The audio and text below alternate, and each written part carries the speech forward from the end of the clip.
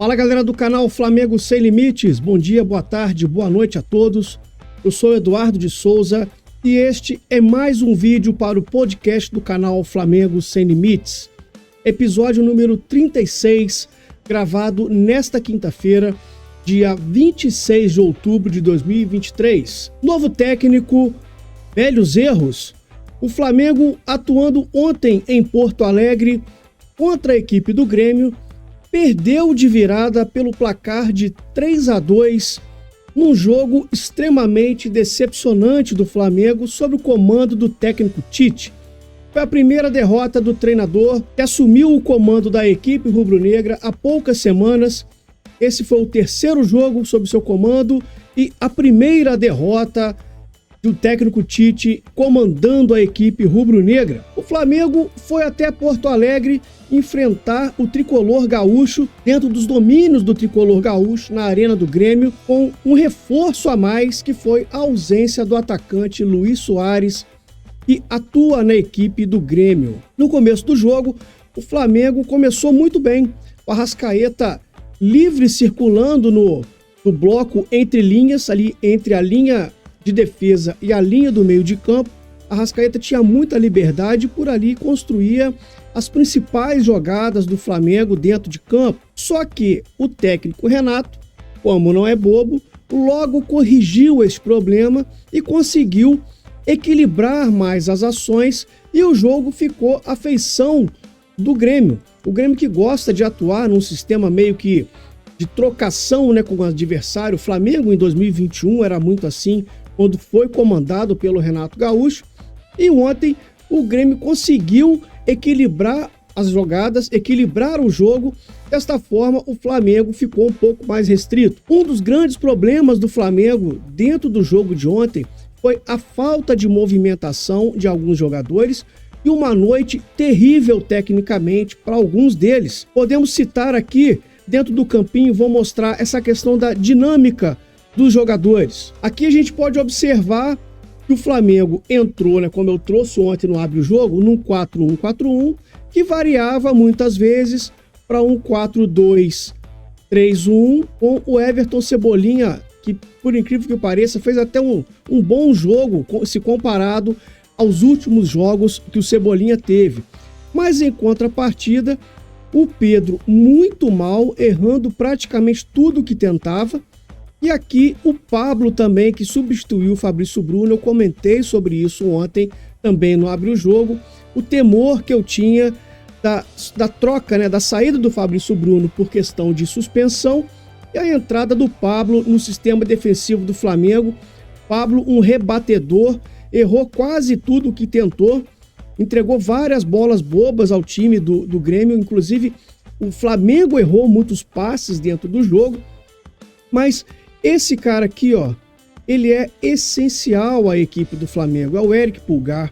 Ele dá a sustentação necessária, o equilíbrio entre defesa e meio-campo, e ajudava muito a segurar o ímpeto da equipe do Grêmio e com transições muito rápidas, auxiliando o Thiago Maia, que também não vem numa jornada muito boa, principalmente do ponto de vista dos passes. E dentro dessa lógica, dessa formatação tática do Flamengo, o Eric Pulgar hoje ele é, para mim, na minha opinião, o principal jogador do Flamengo, porque ele faz esse movimento aqui que a gente chama de área a área, ou box to box, como eles dizem lá na Inglaterra. E outro atleta também que estava muito mal no jogo de ontem foi o Ayrton Lucas, muito tímido no apoio e muito inseguro na marcação, dando ali algumas oportunidades de ataque à equipe do Grêmio.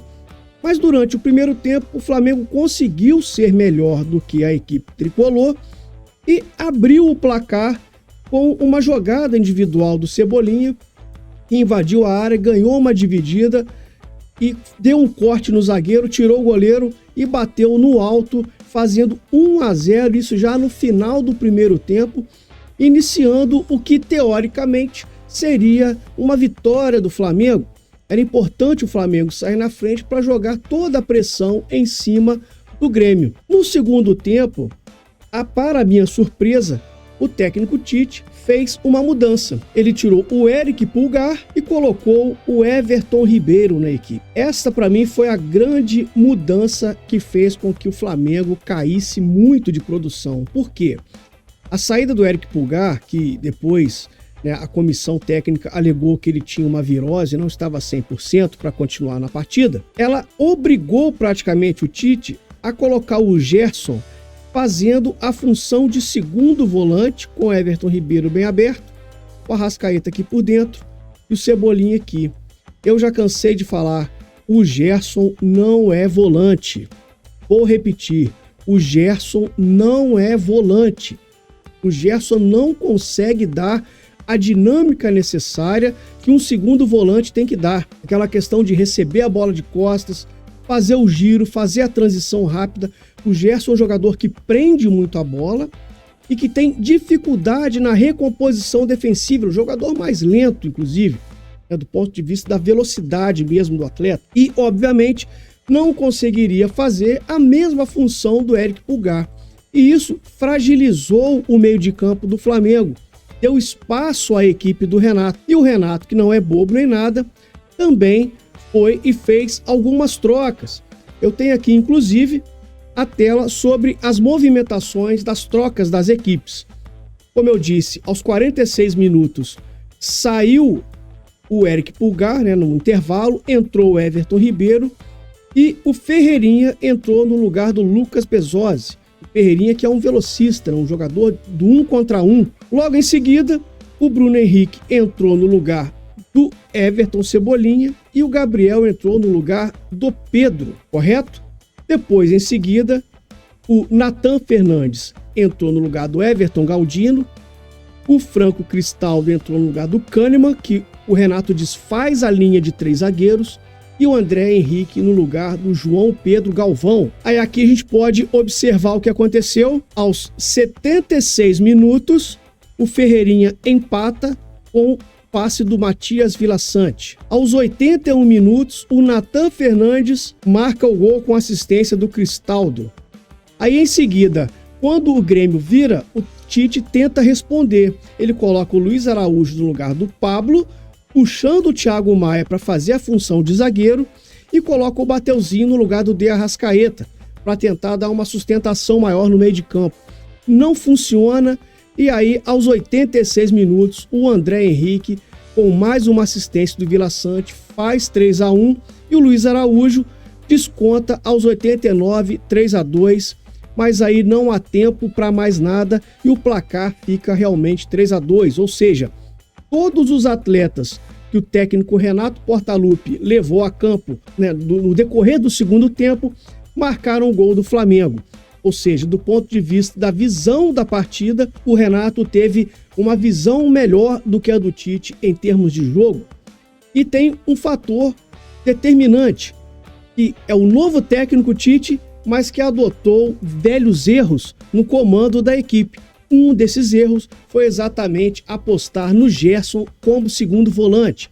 E um outro fator também determinante para mim, ao meu ver, que foi a entrada do Gabriel e a entrada do Bruno Henrique, que não fizeram nada lá na frente, não contribuíram do ponto de vista ofensivo, e o Bruno Henrique ainda perdeu a bola e gerou 2 gols para o Grêmio. Aqui eu vou trazer para vocês o mapa de calor do Gabriel, só para vocês terem uma noção do quanto o Gabriel Barbosa hoje ele é inoperante no comando de ataque do Flamengo. Se o Pedro não vinha numa boa jornada dentro do jogo de ontem, o Gabriel foi ainda pior, porque o Pedro, mesmo que errando o que tentava, ainda aparecia, mesmo errando. O Gabriel, nem errando, ele apareceu, porque ele não tentou nada.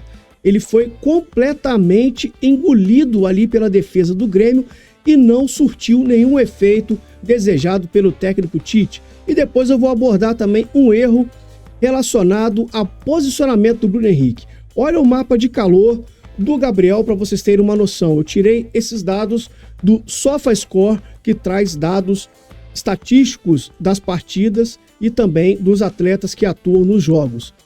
O Gabriel atuou durante 21 minutos, óbvio, nenhum gol, nenhuma assistência, nenhuma finalização no gol, deu 5 toques na bola, somente 4 passes, ou seja, ele tocou na bola 4 vezes em 21 minutos. Esse é o Gabriel Barbosa atualmente. Veja o mapa de calor dele. Ele não se movimentou nem no campo de ataque, ele ficou aqui no meio de campo e um clarãozinho aqui aberto pelo setor direito, ou seja, não produziu efetivamente nada de positivo no sentido do ataque do Flamengo. Aqui o Bruno Henrique, que aí eu vou chegar no ponto que eu quero tocar com relação ao posicionamento dele e que eu falo aqui já há alguns vídeos. Veja que o Bruno Henrique, ele ficou praticamente aqui pela esquerda e quando ele recuou, essa mancha aqui é exatamente quando ele perde a bola e o Grêmio consegue marcar um dos gols. Em 2 passes errados do Bruno Henrique, em 2 perdas de bola, o Grêmio conseguiu marcar 2 gols. Só para a gente ter um comparativo do Bruno Henrique com o Everton Cebolinha. Olha a diferença, né? Eles que na cabeça do Tite atuam na mesma posição, mas eles não jogam na mesma posição. Isso é um fator que o Tite vai ter que mudar. Posicionamento do Bruno Henrique, ele não é o Everton Cebolinha. O Everton Cebolinha é um jogador que recompõe mais na linha defensiva e é o jogador do 1 contra 1, bem agudo pelo setor esquerdo. O Bruno Henrique não. O Bruno Henrique é o jogador da diagonal, da finalização, para encostar no centroavante dentro da área. O Bruno Henrique não faz bem a função da recomposição acompanhando o lateral. Inclusive, quando ele fez isso da partida, foi exatamente quando ele teve a perda da bola e entregou a bola para o time do Grêmio. Então, ou seja, são jogadores que têm características diferentes, apesar de atuarem numa faixa de campo muito parecida, mas não têm as mesmas características. A gente pode ver aqui na movimentação do mapa de calor do Cebolinha em comparativo com o mapa de calor do Bruno Henrique. Então, ou seja, essa mudança do posicionamento relacionado ao Bruno Henrique, que a gente vai ver aqui novamente no campinho, o Cebolinha, ele atua muito por essa faixa aqui e fazendo o quê? Acompanhando o lateral adversário até o final. O Bruno Henrique, quando ele atua, ele é um jogador que sempre atuou, desde os tempos de Jorge Jesus, muito melhor quando ele faz esse movimento na diagonal, buscando entrar na área e muitas vezes jogar como um falso 9, um centroavante aqui dentro. Finalizando, ele tem uma boa finalização, ele tem uma boa cabeçada. Então, se o Bruno Henrique ficar preso aqui na ponta esquerda, acompanhando o lateral, vai matar o futebol do Bruno Henrique. E lembrando que o Flamengo cometeu, a meu ver, um erro ao renovar com o atleta por mais 3 anos de contrato. Ele que tem 33 anos, o Flamengo renovou por mais 3 anos com o atleta. A meu ver, não era para ter renovado com esse tempo de contrato. Renovou, agora já está feito. Então o Tite vai ter que ter um trabalhinho para poder encontrar a melhor forma do Bruno Henrique jogar dentro da formatação tática que ele gosta. Vamos ver aqui agora as estatísticas dessa partida, que nós vamos trazer também números do SofaScore. Olha só, o Flamengo teve mais posse de bola, com 63% contra 37% do Grêmio, mas o Grêmio finalizou mais do que o Flamengo. O Flamengo, após fazer o 1-0, o Flamengo se acomodou, sentou em cima do resultado e quis cozinhar o jogo. Isso também foi um fator determinante. Também faz parte dos velhos erros dessa equipe do Flamengo. Entra técnico, sai técnico, os jogadores continuam indolentes, continuam com o mesmo comportamento de preguiça, de sonolência, né, de achar que o jogo tá ganho, tá resolvido, ou que vai ganhar a qualquer momento. No gol foram 4 contra 4. O Grêmio teve 6 escanteios contra 1 escanteio do Flamengo. Aqui as grandes chances, 2 para o Flamengo, 1 para o Grêmio.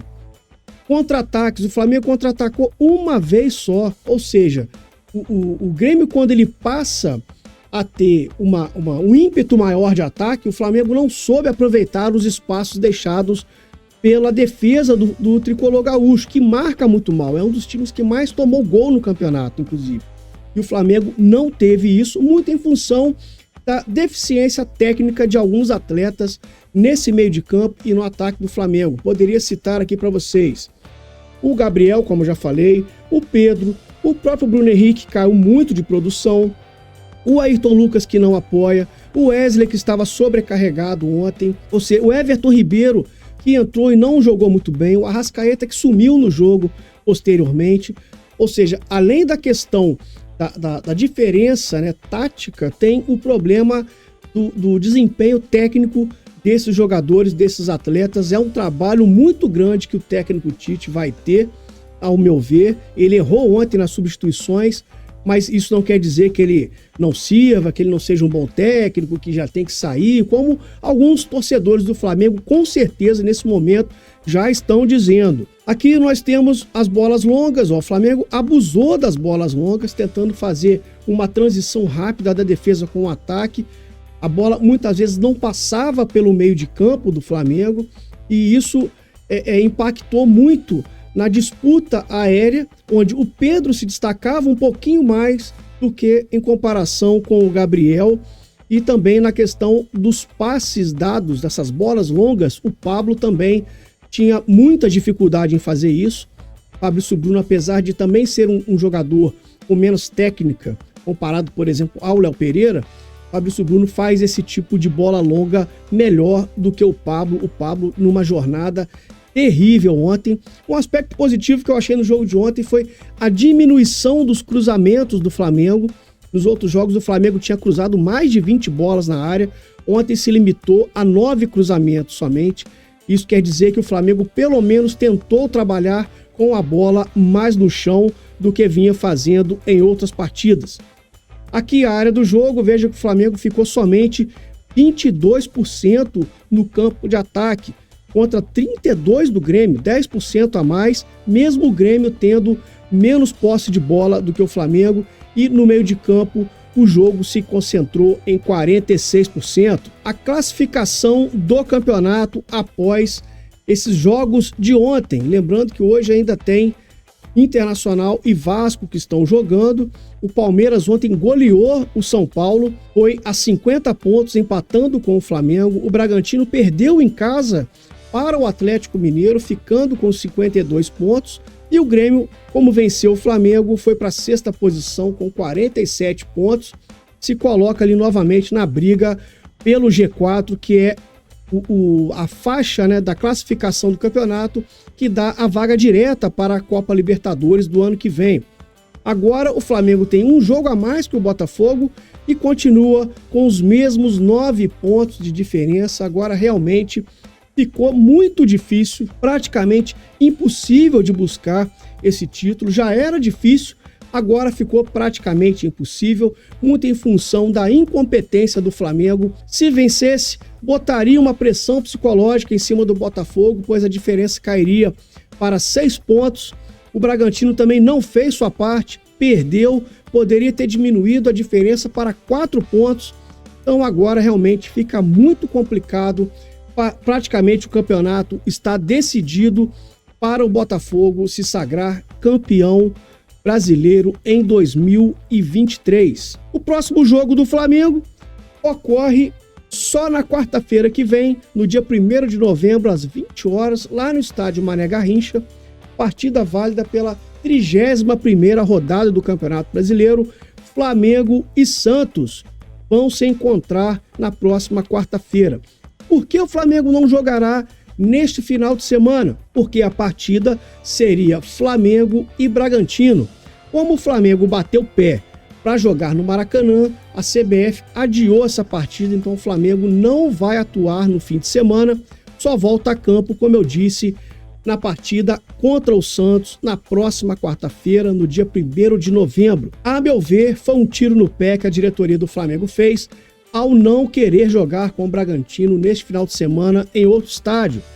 O Flamengo fez pirraça, fez gracinha para querer jogar no Maracanã e agora vai ter que atuar provavelmente na data FIFA com os jogadores cedidos para algumas seleções. É o caso do Pulgar, é o caso do Arrascaeta, é o caso do Gerson, que pode servir a seleção brasileira.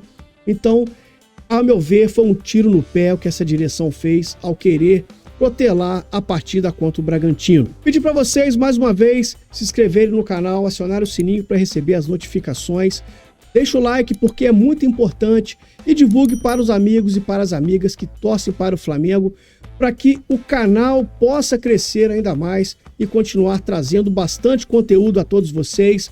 Um forte abraço, bom final de semana, se cuidem e saudações rubro-negras.